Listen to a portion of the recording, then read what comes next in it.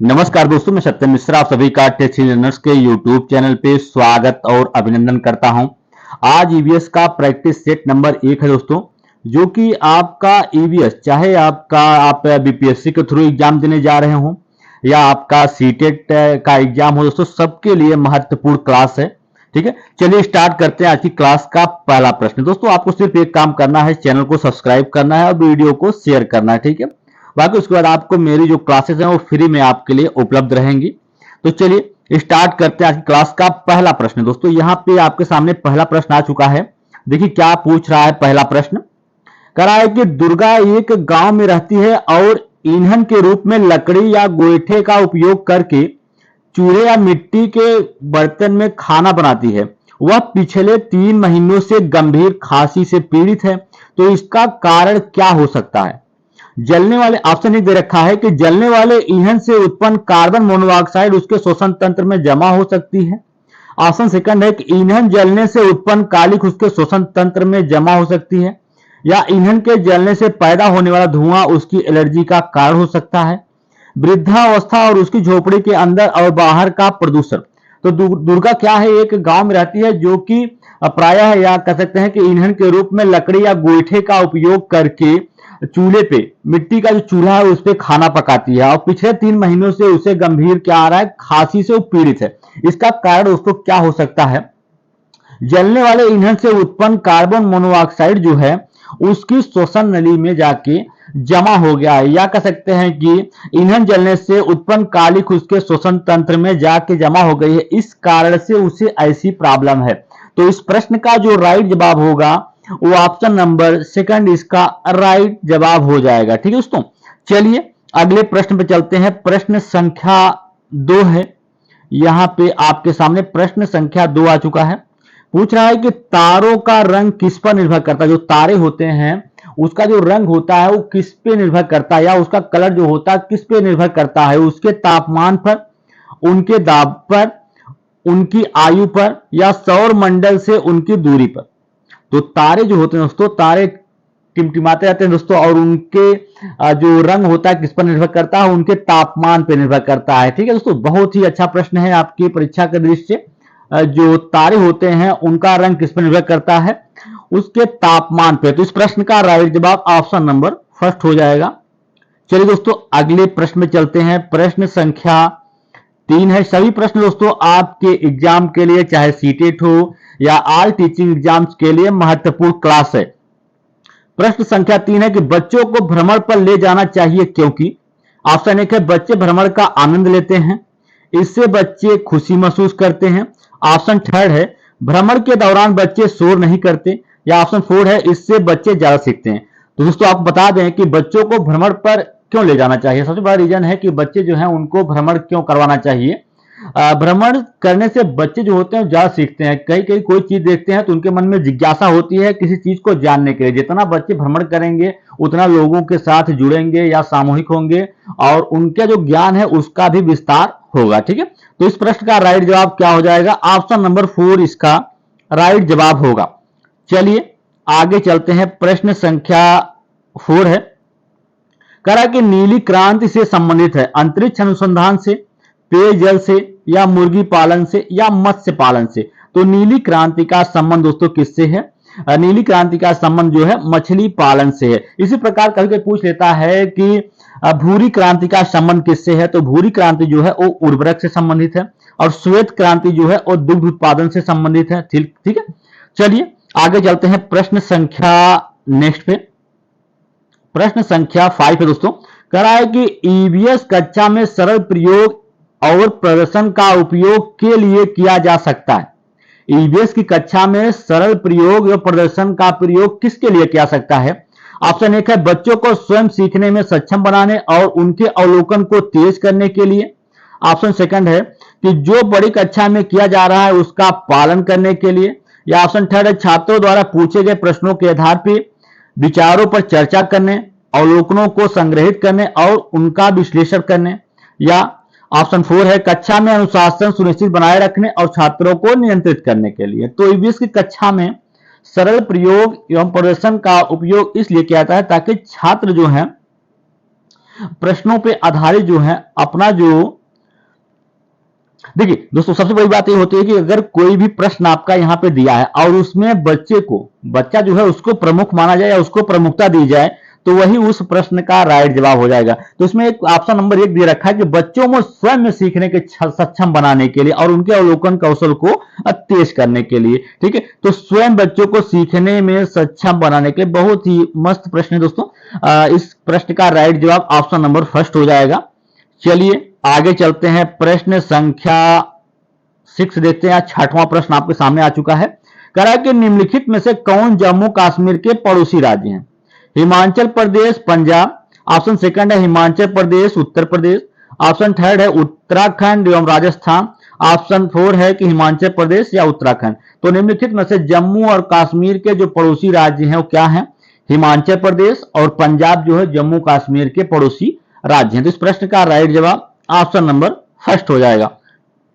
चलिए आगे चलते हैं, प्रश्न संख्या नेक्स्ट देखिएगा। ईवीएस में एक अच्छे दत्त कार्य का मुख्य रूप से क्या लक्ष्य होना चाहिए? ईवीएस की कक्षा में एक अच्छे दत्त कार्य जो होता है उसका मुख्य लक्ष्य क्या होना चाहिए? प्रभावी विषय को दोस्तों रोज ही आपका क्लास है तो विषय तो नहीं बदला जा सकता, ठीक है, लेकिन आप उस विषय को दिलचस्प बनाने के लिए कई प्रकार के श्रव्य एवं दृश्य उपकरणों का प्रयोग करेंगे ताकि बच्चा जो है उसमें अपनी रुचि जागृत कर सके और बच्चा जो है उस चीज को सीखने के लिए प्रेरित हो, ताकि उसको नींद न आए या उसकी रुचि जो है उसमें जागृत हो। ठीक है, इस प्रश्न का राइट जवाब ऑप्शन नंबर 3 है। चलिए आगे चलते हैं, प्रश्न संख्या नेक्स्ट है दोस्तों। कह रहा है कि नेथेंथेस या घटपड़ी एक ऐसा पौधा है जो मेढक, कीड़ों यहां तक कि चूहों को भी फंसाकर खा जाता है। हमारे देश में यह पौधा कहां पाया जाता है? दोस्तों बहुत ही अच्छा प्रश्न है, सीटेट वालों के लिए दोस्तों ये महत्वपूर्ण प्रश्न है, क्योंकि घटपर्णी पौधे से दोस्तों प्रश्न जरूर आपके एग्जाम में देखने के लिए मिलता है। तो यहाँ पे यह पौधा जो है जो कि ऐसा पौधा है जो कि कीड़े मकोड़ों, मेढक चूहों को फंसा कर खाता है, इसके अलावा कीड़ों को भी फंसा के खा जाता है। यह हमारे देश में कहाँ पाया जाता है? ठीक है, तो यह हमारे देश में मेघालय में पाया जाता है। ठीक है, इसकी क्या होती है दोस्तों, एक घड़े नुमा इसका पूरा आकार होता है, जो ऊपर का सिरा होता है पत्ती से ढका होता है। ठीक है, और ये एक विशेष प्रकार की सुगंध इसके अंदर से निकलती है जिससे मोहित होकर चूहे या मेढक उसकी तरफ आकर्षित होते हैं और उनको फंसा के उनका शिकार कर देता है। चलिए आगे चलते हैं, प्रश्न संख्या नेक्स्ट पे। मधुबनी चित्रकला बनाने के लिए कलाकार उपयोग करते हैं। जो मधुबनी चित्रकला दोस्तों ये कहाँ की फेमस चित्रकला है? मधुबनी चित्रकला ये बिहार की फेमस चित्रकला है दोस्तों।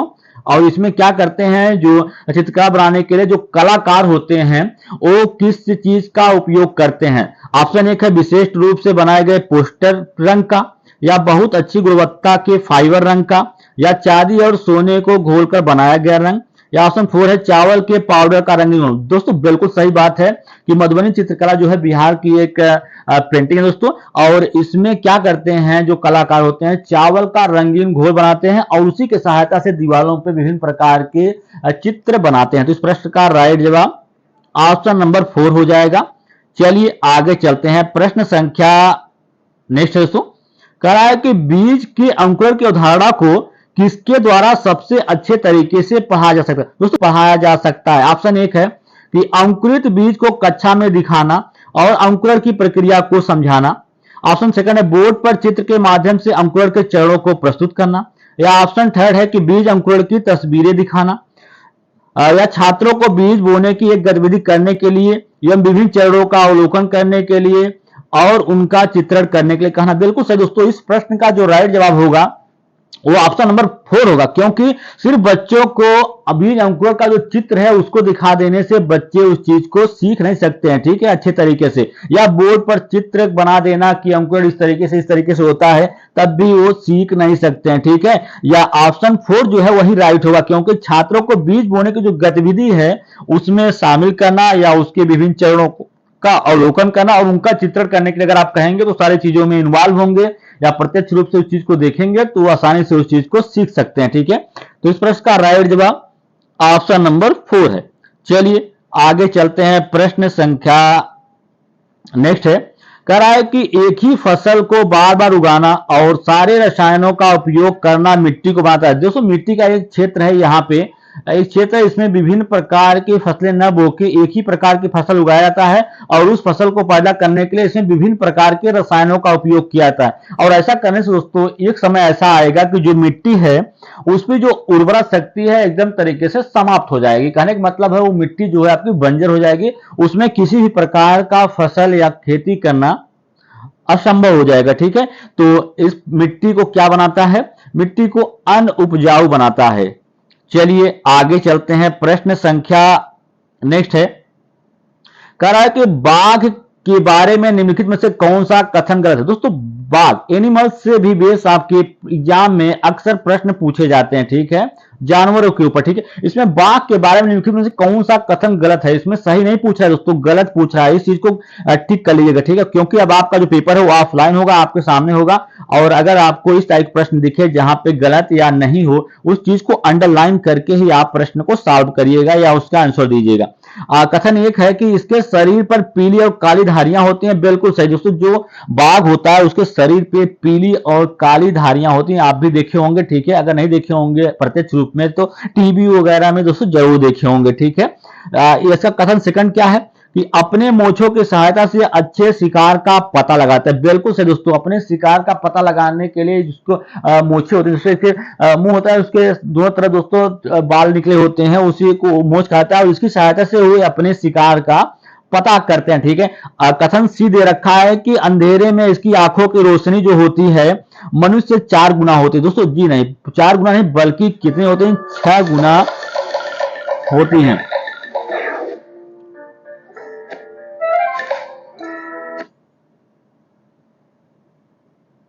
हाँ, 6 गुना होती है। ठीक है, कह रहा है कि अंधेरे में इसकी आंखों की रोशनी मनुष्य से 4 गुना होती है। 4 गुना नहीं दोस्तों, 6 गुना होती हैं और ये 6 गुना ज्यादा मनुष्य की तुलना में देख सकता है। इसके अलावा इसकी जो गर्जने की क्षमता होती है 5 किलोमीटर सुनाई देती है। ये भी आपका गलत है, 5 नहीं दोस्तों, 3 किलोमीटर तक इसकी जो गर्जन होती है वो सुनाई देती है। तो इस प्रश्न का राइट जवाब ऑप्शन नंबर 3 होगा, क्योंकि इसमें पूछ रहा है कि कौन सा गलत है, तो सी और डी ही क्या है, गलत है। चलिए आगे चलते हैं, प्रश्न संख्या नेक्स्ट देखते हैं। कह रहा है कि सांपों के बारे में निम्नलिखित कथनों पर विचार कीजिए। हमारे देश में केवल 4 प्रकार के जहरीले सांप पाए जाते हैं। कोबरा सांपों की एक जहरीली किस्म है। ऑप्शन थर्ड है या सी, कथन सी जो रेखा क्या है कि एक जहरीले सांप के 4 खोखले दांत होते हैं जिसके माध्यम से जहर सांप के काटने से व्यक्ति के अंदर प्रवेश कर जाता है। सर्पदंश की जो दवा होती है सांप के जहर से बनाई जाती है। तो कह रहा है कि सांपों के बारे में सही कथन आपको चूज करना है। तो दोस्तों आपको बता दें कि इसमें जो हमारे देश में 4 प्रकार के जहरीले सांप पाए जाते हैं, बिल्कुल सही बात है। और कोबरा सांप जो होता है वो सबसे जहरीला सांप होता है। कोबरा जो होता है दोस्तों अपना घोंसला भी बनाता है। ठीक है, सबसे बड़ी क्वालिटी इसकी होती है घोंसले का भी निर्माण कोबरा करता है। ठीक है, और इसके अलावा जो कथन आपका डी है ये भी सही है कि सर्पदंश की जो दवा होती है उसके ही जहर से उस दवा का निर्माण किया जाता है। और ये जो कथन सीधे रखा है बिल्कुल गलत है कि एक जहरीले सांप के 4 खोखले दांत होते हैं जिसके माध्यम से सांप के काटने पर व्यक्ति के अंदर जो है जहर प्रवेश करता है, ये दोस्तों गलत है। तो इस प्रश्न का जो राइट जवाब होगा कि कौन सा कथन सही है, तो ए, बी और डी जो है वो राइट जवाब है इसका। चलिए आगे चलते हैं, प्रश्न संख्या नेक्स्ट पे कि निम्नलिखित पक्षियों में से कौन सा पक्षी काफी हद तक अपनी गर्दन को पीछे तक घुमा सकता है। दोस्तों पक्षियों पे या कह सकते हैं कि पक्षी पे प्रश्न आपके एग्जाम में या पक्षियों पे बेस एग्जाम में आपके प्रश्न अक्सर पूछा जाता है। तो इसमें से कुछ पक्षियों के बारे में दोस्तों मैं लेके आया हूं, सबके बारे में यहाँ पे क्लियर करूंगा। ठीक है, करा पहला प्रश्न देख लेते हैं कि पक्षियों में से कौन सा पक्षी ऐसा होता है जो कि अपनी गर्दन को काफी हद तक घुमा सकता है। तो उल्लू दोस्तों एक ऐसा पक्षी होता है जो कि काफी हद तक अपनी गर्दन को घुमा लेता है। ठीक है, और इसकी जो आंखें होती है, करके पूछ लेता है कि कौन सा ऐसा पक्षी होता है जिसकी आंखें जो होती हैं वो मनुष्य की तरह होती हैं। तो उल्लू जो होता है उसकी आंखें जो होती हैं वो मनुष्य की तरह होता है। और दोस्तों देखिए इस प्रश्न का राइट जवाब तो ऑप्शन नंबर सेकंड हो गया। अब चलिए यहाँ पे जान लेते हैं कौवा। कौवा की विशेषता क्या होती है कि जो पेड़ होता है, पेड़ के सबसे ऊंची डाल पे घोंसला जो बनाता है पक्षी कौन सा होता है, कौवा होता है। और कौवा सबसे ऊंची डाल पे घोंसला बनाता है। कौवा जो होता है कोयल के बच्चे की भी रेख रेख करता है, क्योंकि कोयल जो होती है कभी भी घोंसले का निर्माण नहीं करती है। ठीक है, वो अपना जो अंडा होते हैं उसको कौवे के घोंसले में जाके दे देती है। ठीक है, और कौवा ही उसके बच्चे के देख रेख करता है। और काफी हद तक देखिए, कभी कभी पूछ लेता है एक प्रश्न पक्षियों के बारे में, कौन सा पक्षी ऐसा है जो झटके से अपनी गर्दन को आगे पीछे करता है? तो मैना जो है वो झटके से अपनी गर्दन को आगे पीछे करती है। और इस प्रश्न का राइट जवाब ऑप्शन नंबर सेकंड है। दोस्तों आज के लिए इतना है। अगर आपको मेरा वीडियो अच्छा लगे तो लाइक शेयर सब्सक्राइब दोस्तों जरूर करिएगा, क्योंकि आप अगर सब्सक्राइब करेंगे तो मुझे उससे दोस्तों मोटिवेशन मिलता है। ठीक है,